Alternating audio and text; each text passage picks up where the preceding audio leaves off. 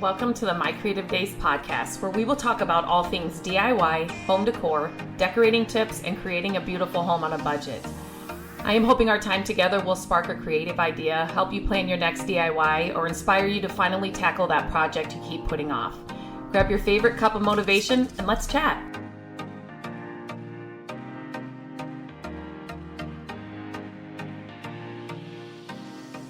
Hello, and welcome back to the podcast. And welcome back to the house flipping series that we are doing. So if you're just catching this episode, this is actually episode 6 of this house flipping series. I have gotten a lot of questions since sharing the houses that we have flipped to rent or flipped to sell over the years. And especially most recently when I've shared, we got 3 houses in 1 year. And so I've been sharing a lot of that over on Instagram, TikTok, YouTube, and all of that. And I've been getting a lot of questions. And so people really interested in doing it. And so what I did was I compiled the most asked questions. I tried to get them all in there or in the list. And then I'm breaking it down into little bite-sized chunks in this series, just so it doesn't get overwhelming. And I could talk about these topics for hours. I could sit down with you and talk to you for hours. I have talked to people personally that I know that have questions about it. And so what I'm doing, I'm hoping that this series helps you answer some of the questions. If you are somebody that's thought about flipping houses or like what it looks like, maybe some of these topics in this series will help you. I know a lot of you have, what do I want to say? You're just unsure. You're just unsure of all the things. And believe me, we were too. Before we got in, we were unsure. And so I'm just hoping that I can help you with some of these questions and topics. And if you are listening to this or any podcast episode that you listen to, and you have any more questions or you want me to dive deeper, or maybe I didn't explain something well, please reach out to me. You can DM me on Instagram at My Creative Days. You can email me, Lindsay@mycreativedays.com, and just let me know what those are. And then I can do a follow-up podcast. I will never share your name, but it just lets me know what I need to do, dive a little bit deeper into, or maybe some questions that I didn't even answer in a podcast episode. So those are super, super helpful to me. And like I said, I'll never share your name, but please, please do not be shy and please reach out because I want this to be a conversation. I can't do this without your feedback. So please, please let me know.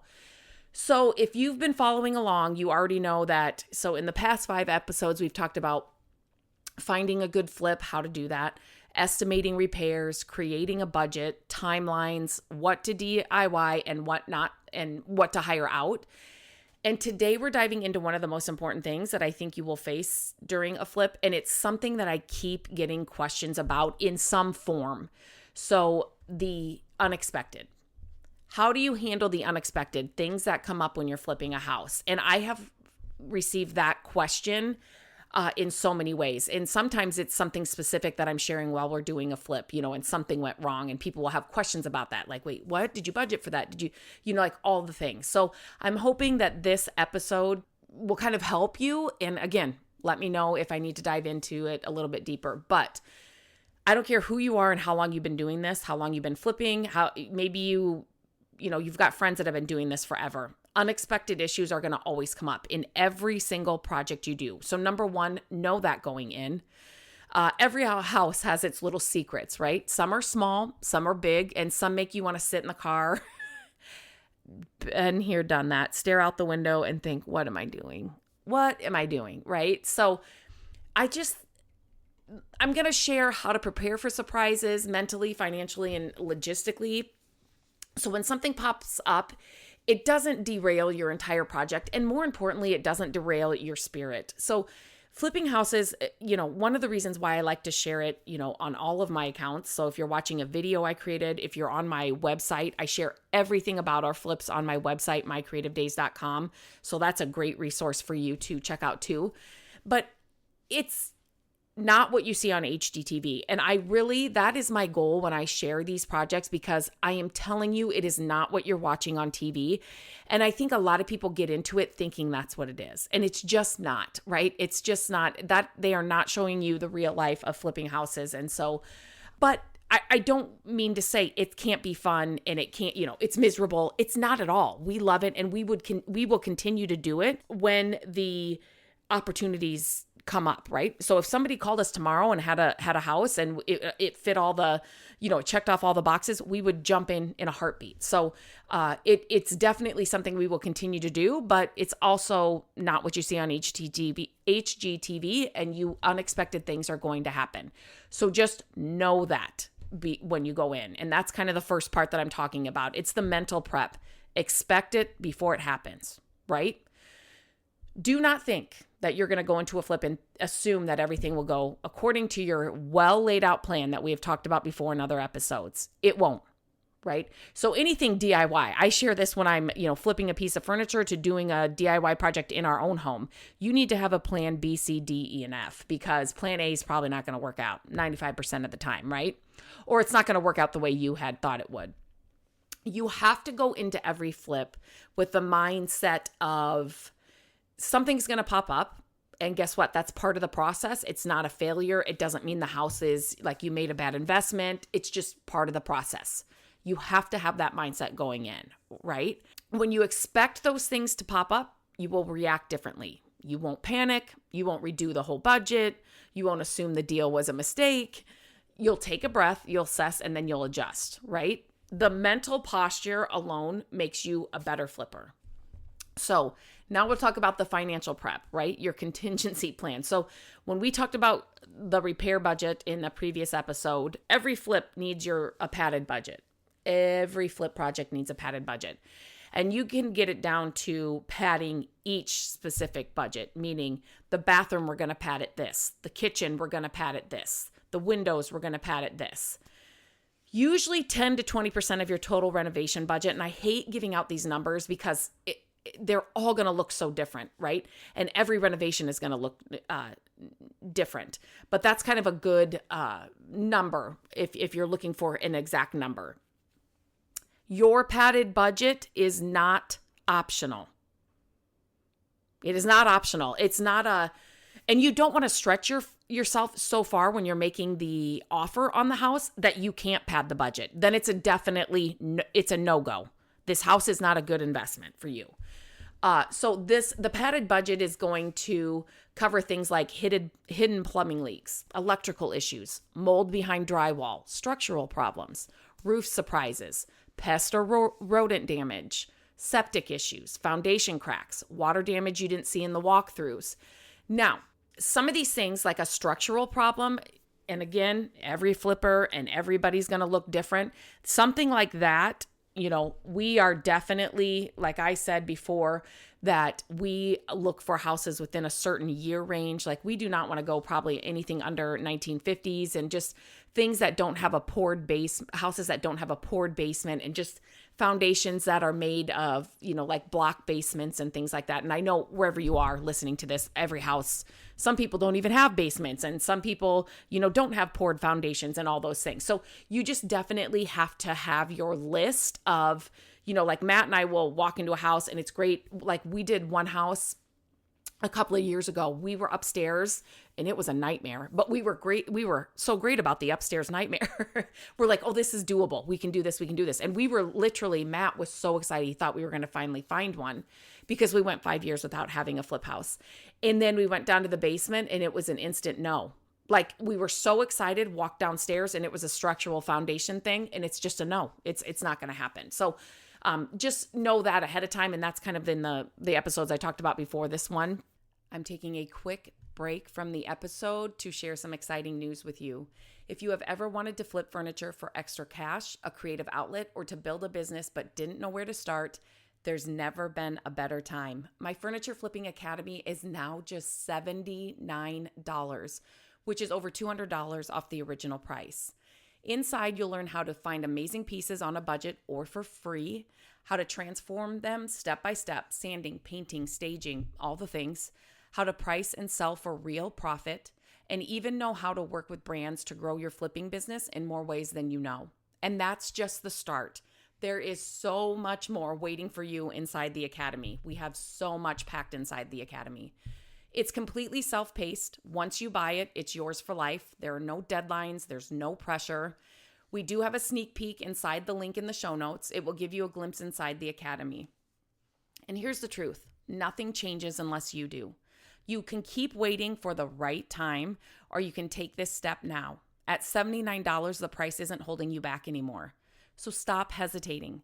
Stop making excuses. Click the link and get started today. Your padded budget is basically your insurance for your flip. You hope you don't need it, but you always will. You always will have to just dip into that at some point, right? You never want to use your profit margin as your emergency fund. Let me say that again for the people in the back. You never want to use your profit margin as your emergency fund. And what I mean by that is, so let's say you're flipping to sell and you're like, okay, we can make $40,000 on this flip. Okay, so you get into it, you've got your strict budget of, everything you're going to do, but you haven't padded anything. And so then you find an issue, whatever it is, a foundation crack or something, or, a plumbing issue, and it's going to cost you $5,000. So then your mindset is, okay, so then we're just going to make $35,000 on this house. Don't use your profit margin as your emergency fund. That's not what that is. You're going to do the padding and the emergency fund before the profit, if that makes sense. So your contingency, your padded budget it's your own budget or your own bucket. Your profit is untouched. This is how you avoid losing money on a deal. Sometimes when you're like, let's say something comes up. I'm trying to think of something that came up in this last flip, and of course I'm drawing a blank. But there are ways where you're like, let's say you've decided you're gonna have somebody come in and professionally refinish the bathtub because it's a blue bathtub and you want it to be a white bathtub, and you're flipping to rent. And so this was something that just came up in this last one, and then that part did. But then let's just say you decide you found something, I don't care, it's structural or something. That didn't happen. But you can decide, what, if we're flipping to rent, the blue bathtub is really not that big of an issue. So we're going to stop that. Like that's not top priority. And it's good to know your priorities. And you have to know if you're flipping to rent, flipping to sell to start out. And then it's like, okay, you just pull that money from there to do the foundation or whatever that surprise was that came up. So there's other ways to do it as well. I just am kind of trying to make this broad so that you kind of think of it in this way I'm not even touching my padded budget. And trust me, I pad every single budget we have for every flip.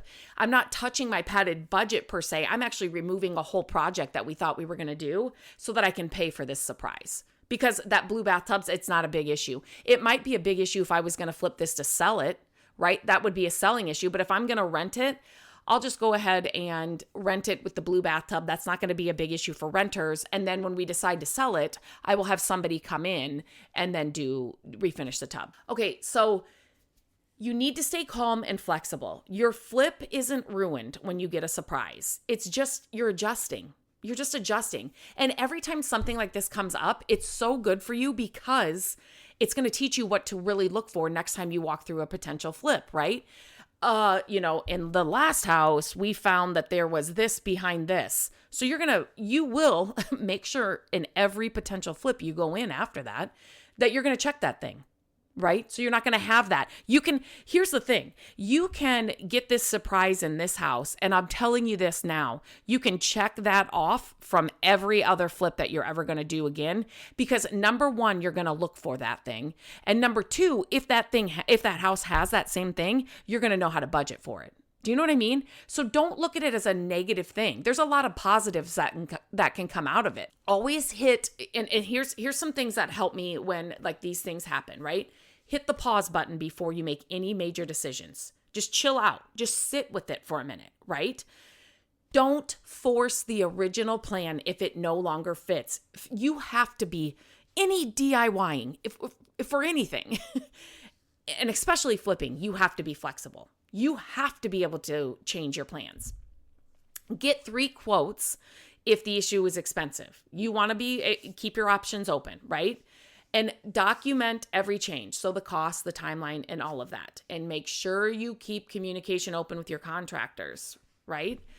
And view the surprises as normal, not dramatic, and as positive, not negative. Like I said, moving forward, it's going to be such a good thing. So when you're padding your budget it's not just about the money. It's extra time, backup contractors, which we had to use in this last flip, alternate materials.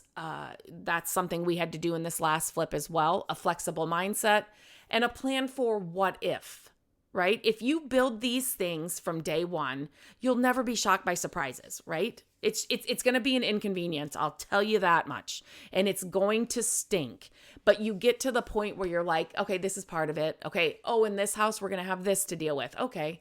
But guess what? In my next houses, I'm not going to, or if I have to, I'm going to have it budgeted. Okay. So just remember that unexpected issues are part of flipping. There is not a reason to avoid it. You cannot avoid it. So do know that going in, those things are going to come up. When you prepare for it though, especially mentally, financially, logistically, they're just bumps, right? They're just like, oh, okay, so we got to deal with that now, right? It's not a complete breakdown. It's not the worst investment you've ever made. I'm telling you. So in handling them this way and thinking of them as positive instead of negative, it's going to separate you from doing this one time to doing flips and having properties for years to come. Because a lot of people, and we've been through some of those projects where, somebody will call us and say, hey, somebody wanted to flip this, and you'll have like half a kitchen done, or you'll have like the floors ripped out, but nothing put back in, or and it's like they just got in and then they got overwhelmed and then they quit and they lost money and now they need to get out of the house. They need to sell it. So, if you're looking to do this, more than once, these kinds of things are going to help you, especially when you come upon something that is unexpected or you didn't plan for, because I'm telling you that's going to happen. Okay, that's it that I have for this episode 6 of this Flipping Houses series. Again, if you have any questions, want me to dive in a little deeper about something or a part of it or whatever, reach out to me. And then lastly, I want to let you know, if you enjoy the podcast, and I need to say, I always forget this, please share this podcast. If you know somebody that this episode or any of we've been doing this podcast for, do I want to say 4 or 5 years? I can't even remember. We have tons of episodes out there. So if you enjoy the podcast, please share it with somebody. I really appreciate that when you share it, because that's how we get the information into to new people. And that's our goal, right? So also I wanted to say, if you enjoy listening to the podcast, make sure that you are subscribed to our YouTube channel. We always launch the podcast on Mondays on the YouTube channel. So you can listen to it on YouTube always. If you click the bell when you are over there, you will be notified whenever any new content is launched on the channel. And not only am I putting the podcast on that channel, I am uploading new videos every week. So from DIY to flipping houses to just all sorts of content is over on the YouTube channel. So just make sure you're subscribed. And until next time, I hope you have a great day, and I will talk to you very soon. Hello, friends. Thank you so much for listening to the podcast. I'm grateful that you tune in every week and that you share the show with your family and friends. I love having creative chit chats with you, and my hope is that this podcast will inspire you to try a new project, start a DIY that you've been putting off, and decorate your home exactly how you want it. There are a few ways you can help us with the podcast. Follow the podcast so you don't miss an episode. And if you could take a few minutes to leave the podcast a review, that would help us so, so much. Again, thank you for being here, and I look forward to our chat next week. Bye-bye.